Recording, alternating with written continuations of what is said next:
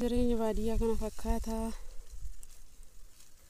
Haamaan isaa dhumatee jira amma immoo tuulatiidha kan jiranii jechuudha akkanatti. Cabee takkatti lafa taa'aa baaqelli jechuudha. Warroonni biyya ormaa jirtanillee nagaa waaqayyoon biyya keessanitti isin galchu. Amma ji'a xiqimtii keessa kan jirru xiqimtiin keessaa dhumatti amma viidiyoon kun biyaansi guyyaa meeqatti akkasiin gahuun beeku malee har'i guyyaa 26dha. Xiqimtiin keessaa dhumachuudhaaf guyyuma 4 keessatti hafe edaarii tisaasii jechaatidha kan deemu jechuudha. Qamadiinis gahaa jira, makiinaan seenuuf gahee jira. Asitti kan haamamu kan cabu baaqelaa ataraa kan buqqa'u jechuudha. Garbuu fi qamadiin makiinadhaan kan haamamu gara oliitti indaallee qamadiidha kan jiru. Asittis baaqelaadha kan namaati miti. Kan namaati kuni jechuu kooti. Kana fakkaatti biyyi teenya jechuudha. Gara baadiyyaa waggaa waxaa jedha. Baay'ee das nama jedha, baay'ee namatti tola. Dhiirris dubartoonnis inuma hojjetanii kan hojii walirratti ilaaluu hin jiru jechuudha. Yeroo tokko jireenya magaalaa qofa osoo hin taane baadiyyaattis yoo dhufan immoo das nama jedha. Haala kanaan hojjetama. Dhugaa dubbachuudhaaf osoo gabareen jiraachuu baate warri magaalaa iyyuu hin jiraatan natti hin fakkaatu. Maaliif waan gabareen oomishee gara gabaa baaseef warri magaalaa of jiraachisuu danda'a jechuudha. Yaa dadhabbii qaba garuu akka salphaatti hin dhufu. Yeroon duraanitii fi yeroon ammaa mootu baay'ee gargaari jechuudha. Haalli qorichaa ittiin wantoonni ittiin godhamu jechuudha. Bakka hanga ammaatitti biyaansi atarra qorichi itti faca'aa jira kan jiru karraa immoo jechuudha. Duraayyuu wanta akkanaa hin jiru. Gizeen gara yerootti jijjiiramee jira akka salphaatti miti kan irraas galu. Duraan garuu xaarii kana hunda hin qabu jechuudha. Baay'ee arama soo qabaate keessumaa arama malee qoricha afuufuun maal akkasii waan akkasii sun hin jiru.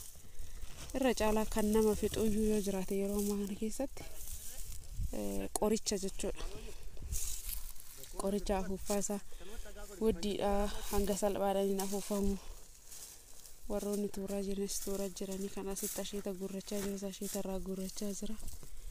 Garanii affeeruudhaaf affeellachuudhaaf jechuudha. Hangammaa tuulaa takkittiitu tuulame. Yaa tushaan takka guyyuma takka jechuudha nama hojjetetti. Nama 4-5 oolanii garuu ganamoo kana eegalanii xumuranii jiranii naannoo sa'aatii 6 guyyaa keessaa jechuudha. Kana fakkaata jireenya baadiyyaa. Achitti kana tuulaan lammaffaan eegalamee warroonni biyya keessa yaadanis gamanumaan daawwadhaa. Akka jireenya rakkina awwajanis miti. Jireenyi waddadee jira, jireenya akkas ta'ee jira, jireenya akkana ta'ee jira. Inuma facaasa uummanni warri lafa qabu keessattuu kan hin qabnes kun irraa facaasaa kun bitee facaasa malee namni maasaa lafa duwwaa baasu tokkollee hin jiru jechuudha. Wanti gabaarraa bitamu waa waddaduu malee namni facaasus hin dhiisne, nyaachuus hin dhiisne, qotuus hin dhiisne wanti hunduyyuu nama jira jechuudha. Gatiin dabaluu malee yaa galata jechuun beeknu malee jechuudha. Yeroo rakkasaan bitamus hin galateeffannee yeroo guddiidhaan bitamus hin ammaarrarraa gara fuulduraa immoo kan kana caalus dhufuu danda'a waan ta'eef iyyuu jechuudha. Qamadiin goggogeetii jira jechuudha. Waan biratti dhiyaadhee daalachaatee jira garuu kaameraa keessatti sadarkaa hamatirra gahe.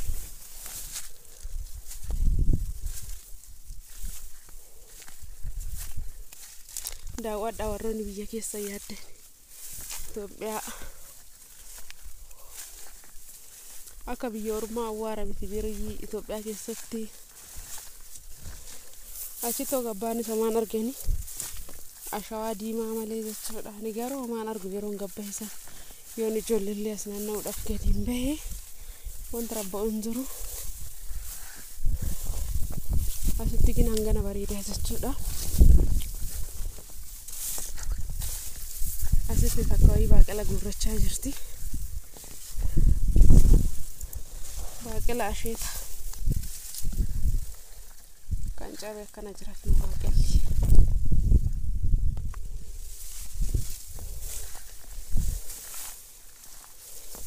akkatti hojjetamee dhufa biyya ormaatitti ergamtuu madaamii qofa ta'urra hanga tawsanii hojjetanii biyya ofiitti galanii jiraachuutu barbaachisaadha jechuudha. Asitti kino baaqelaa guurrachaatidha kan jirtu mee maalin akka gootu nan gaafadha. Mee baaqela guurtu kana maalin godhachuu eddaatamu?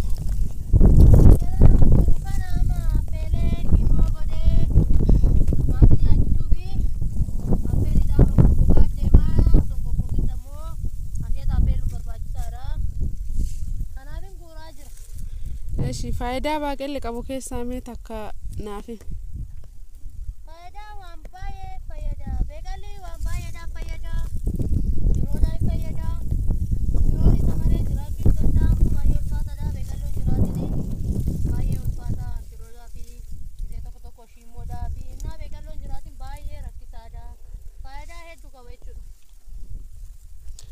Kanaafuu faayidaan isaa waan hedduu jechuudha shiroo nyaachuudhaaf jecha.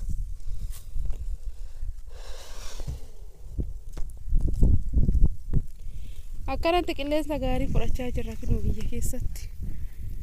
Warroonni naannoo kana taatan illee safara keessan daawwachuu dandeessanii jechuudha. Kana fakkaata akkatti bareeda akkatti des nama jedha. Qilleensa gaarii qabdi teenya biyyi jechuudha. Nama mucayyoo tana biyya alaa ergannee birrii irraa nyaachuufi mee maal jettaati? Deemicha biyya alaa wayyamoo akkanumatti baaqela cabsaa jiraachuu wayya. Biyya hanga ammaa deemtee hin beektu maal akka ta'es hin beektu. Garuu deemuudhaaf fedhii qabaachuus dandeecha qabaachuus dhabuu dandeessa. Deemuu sii wayyamoo asumatti hojjechuu sii wayyamoo mee filannoon kee maalidha si?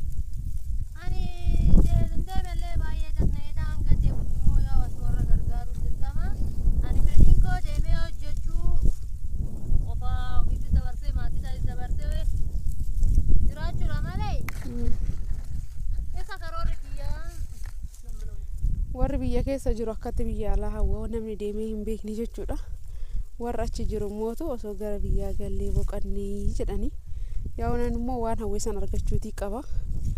Garuu namni waaqayyo mana gaarii dhaqqabee mana gaarii warroonni dhaqqabanii hojjetanii obsa qabaatanii nagaan biyya ofiitti galanis ni jiru. Akkasumas kan lubbuu ofii dhabee biyyatti galuu reeffi isaanii biyyatti galus ni jira. Garuu mootu inni guddaan carraadha. Namni waan yaade argachuu qaba jechuudha. Warri biyya keessa ala jedha warri ala jiru moo biyyatti galla jedha. Yaa filannoo nama gargare waan ta'eefu si faamil keechuu jedhaani.